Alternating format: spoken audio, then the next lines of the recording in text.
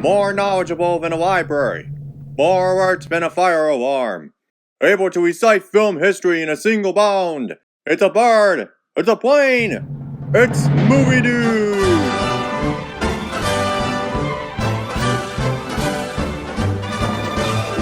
To best be in a position to use his amazing powers in a never-ending mission to preserve film history and to save people from bad and unnecessary films, Movie Dude disguises himself as Mark, a film analyst and historian. He, with his partner McDouche, may fight for truth, justice, and good art.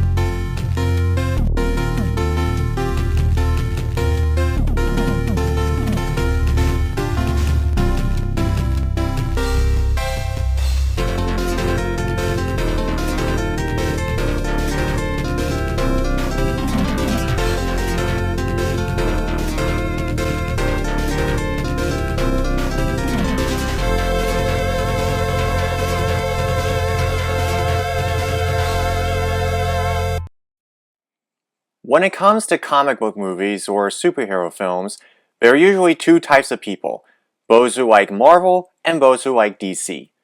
Me personally, it doesn't really matter because I don't really have a preference. However, in today's video, we are going to be discussing Injustice: Gods Among Us. The main storyline in the game revolves around Metropolis is blown up by the Joker thanks to Lex Luthor, and so now the superheroes apparently jumped into a different dimension, one that is different from Metropolis or Gotham. The game follows several different members of the DC universe as we try to figure out where they are and why. In this world, after Superman killed the Joker, he created a democracy through intimidation and fear, and the other DC heroes already agreed to this plan, except the originals who didn't know anything of it. The Joker tricked Superman into thinking he was destroying Doomsday when in actuality he was killing his girlfriend Lois Lane. In doing so, he was consumed with grief, so much so that as a result, Green Arrow died, and anyone who is left now had to comply with Superman, who created the new order in this universe. Each chapter in the game focuses on not just the heroes, but also a few of the villains like the Joker. Since they are stuck in this parallel universe, they are trying to understand who are these other versions of themselves while the heroes, and vice versa. It's a fighter, so as you'd expect, you have different moves you can pull off. Different characters have different abilities, and just like with Mortal Kombat, you have special moves. And when you pull this off by simply pressing L2 and R2 buttons at the same time, you can pull off these special moves very easily. They're really fun to watch and also very creative, fitting for each character. Sometimes there are moments where they clash, hence the term Clash Master. I don't really know how it works or how it's activated, it's just kind of random. There are other things to do, like star missions that are specific to an individual character, multiplayer mode as you'd expect, and through that and the campaign, you can unlock additional costumes and other goodies. This game is trying to be like Mortal Kombat, but for DC fans. And for a fighter, it's well done, even if the story makes absolutely no sense. Yes, I am aware that DC and Mortal Kombat would collide in Mortal Kombat vs. DC Universe, but enough of that, let's actually get to the movie. This film was released in 2021 as part of the DC Animated Movie Universe lineup. Now I have to explain. The DCAMU, or DC Animated Movie Universe, is different from the DCAU Animated Universe or the DCEU, the Extended Universe. And no, all three have nothing in common with what came before, like the Batman TV show, the Batman films, the Christopher Reeve Superman movies, or the other adaptations. The DCAMU would usually follow a particular storyline from the comics or venture on their own. Sometimes they would combine arcs from the comics with their own storyline, making a hodgepodge of films that are not as beloved as the DCAU or the Batman films, Dark Knight trilogy, or the first two Superman films. Now, I know this is all very complicated and some of you probably don't care, but I do need to address one more thing before we talk about the movie. There are way too many DC universes out there. There's just way too many, and I don't have the time or the knowledge to explain all of this. I have a friend of mine who could probably explain this better than I can. And so now with all of that said, all that cleared up, let us get around to the film adaptation of Injustice. The movie is essentially an adaptation of the first game and a tie-in comic. We are not going to be talking about Injustice 2 because Injustice 2 and this movie have nothing in common. Only the first game. So the film is primarily about Superman getting ready to have a kid with his wife Lois Lane. Then Lois is kidnapped. They find a submarine where the Joker is waiting for him.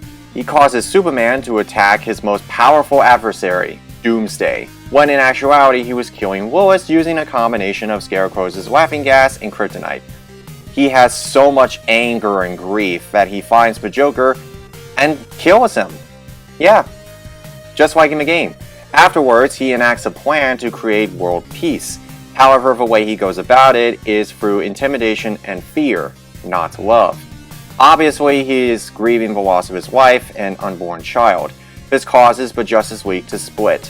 Wonder Woman will help Superman, while the other members either form their own team, including Batman, Green Arrow, and Cyborg, or they quit. As the film progresses, we see more and more of his progress, and we see the personal turmoil on everyone. How Superman uses force to enact world peace, and wait a minute, this is new. In fact, this is entirely different. It's almost like I'm watching an entirely different movie. The film is called Injustice, right? It's a film adaptation of Injustice Gods Among Us, right? But it's also an adaptation of a comic book tie-in, but really? Let's just talk about this one aspect at a time, okay? Outside of a scene where Superman is manipulated by the Joker to kill Lois Lane, one shot where Superman fights the alternate version of himself using a special move, which is a combination of Injustice 1 and 2, with the animation replicating the special move exactly. And the scene where he kills the Joker, every single scene is either different from that of the game, is slightly faithful to the comic, or it's its own thing entirely. The Flash is not in the movie much. Instead, he gets killed early on. And Shazam is not even in the movie at all. The multiple storylines from the game are removed. The multiverse idea is removed also, with the exception of two scenes. One scene where Superman is talking to Mr. Terrific about him helping Superman, to which he refuses, but not before telling him about other Earths in a multiverse. And the reveal where they bring Superman and Lois Lane from an alternate universe to stop him. The opening is longer, showing Superman excited about having a child and seeing how Lois was kidnapped and the search to find her, then the bomb goes off in Metropolis. The ending is non-existent. Aquaman is barely in the movie except the scene where he quits the Justice League. Several characters from the game are absent from the film, including Hawkgirl and Lex Luthor. The idea of Superman's progression is different than that in the game. The Justice League enter another dimension where Superman already created his tyrannical vision of peace. In the film, we see it happen gradually. Batman creating his own team to slow down Superman is similar to the game, though very different context. Catwoman's arc is different from the game. Cyborg had a key role in the game, and yet here, he's practically useless, just like the theatrical cut of Justice League. He has only maybe a few scenes, and even then, he gets killed by Ra's al Ghul's henchbot named Amazo, or at least I think he does. Speaking of which, the climax is totally different from the game. The game features Superman about to bring his vision to life and is stopped by a few members of our Justice League and another version of Superman. The movie only shows the alternate Superman stopping him, which personally I think is better. And speaking of Ra's al Ghul, I had to look up who this villain was. Apparently, he is a villain from the Batman universe. Apparently, he's the one who actually trained Batman to use his abilities. And depending on the source material, he's either a villain or an anti-hero. So why would he want to help Superman if his primary focus is Batman? Even Superman makes a point of how he doesn't want his help. Then he agrees, then it backfires. This is not even Injustice at all. So, how am I supposed to judge this film? Am I supposed to give it points for not feeling like it needed to adapt the game verbatim? Or do I deduct points for it being so different from the game? How am I supposed to judge this movie? How am I supposed to properly compare it? The verdict? No. This is Injustice in name only.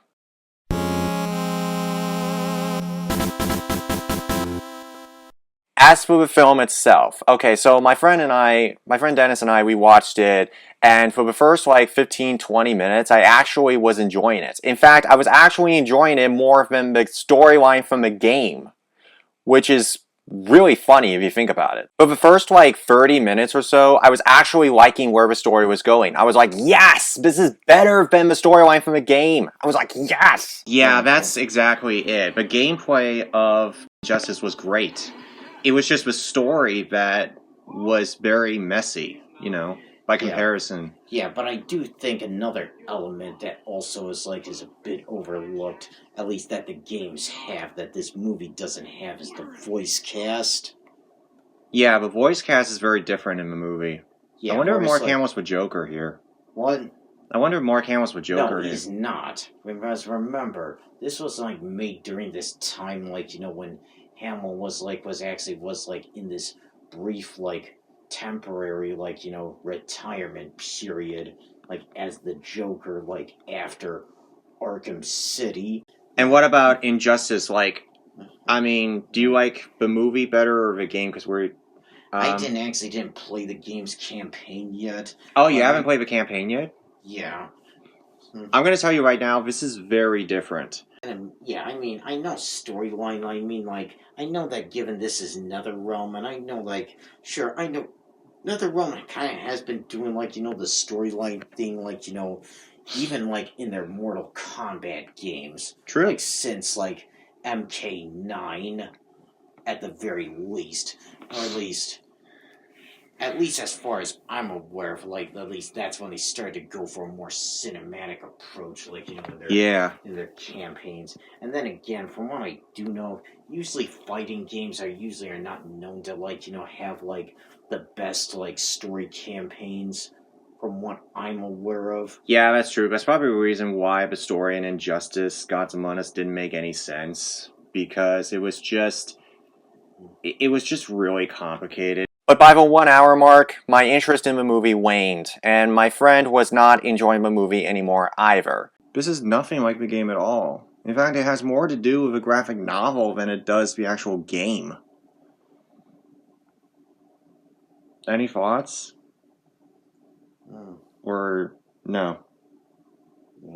No comment.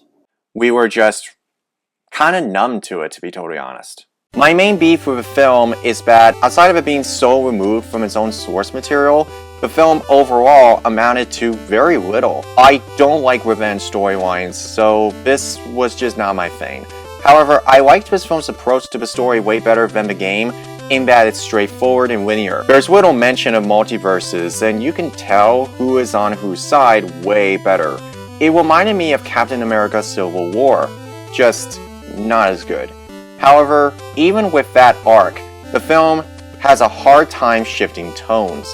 One minute it wants to be about Superman's arc, then Batman and his company, then the other members of the Justice League, then some elastic guy arc of wanting to be useful named Plastic Man, then the idea of trying to stop Superman despite that all they needed to do was simply work out a compromise on all fronts. Then it wanted to be an adult R-rated superhero film, Superman wanting to end all violence and crime along with Wonder Woman, but is really misguided in an attempt due to feeling nothing but grief, to Harley Quinn stealing the spotlight for a minute, to Batman needing to stop Superman, to Plastic Man spouting a funny line. There were too many elements of the story, and I just wasn't all that interested. The dramatic scenes are okay for the most part. The idea of how the characters are reacting to Superman turning to the dark side is an interesting concept for a good drama. Remember the Mr. Terrific scene? That scene is actually the standout scene in the whole movie. It gets interesting when they're playing chess and Mr. Terrific explains that despite Superman's good intentions, he nor anyone else can eliminate every bad thing in the world, like people who smoke or car fatalities, or people who don't recycle. And that's just a very disappointing fact in life that Superman is forced to deal with. To add insult to injury, this movie has more kills in it than any superhero film I have ever seen. I mean, the Flash, Cyborg, the Joker, Nightwing, even random people who worship a Joker. All of them get executed Mortal Kombat style. Green Arrow is a nice balance of the two, and Harley Quinn is over the top as usual. It has a short runtime of 78 minutes, yet it felt like it went by way too fast. The game, while it had a flawed storyline, had a better emphasis on how these characters would play out in the story. The movie has Superman and Wonder Woman on the same team, Batman, Green Arrow, Nightwing, Mr. Terrific, and Captain Atom are on the other side, and everyone else is either dead or they left the league. The animation, however, is pretty good. The animation looks clean and fluid. It's not as iconic as the DC AU like Batman and Superman shows, but it holds up on their own, which helps make it visually pleasing. Overall, Injustice might have had a better story structure than the game, and it may have good animation, but it still has a huge amount of issues that take you out of it by the time it's over. I'd like to give it a... Well, to be honest, I wasn't really sure how I should rate this. It's not frustrating to watch, unlike the DC EU, but it's juggling way too many things all at once, and that is kind of an issue.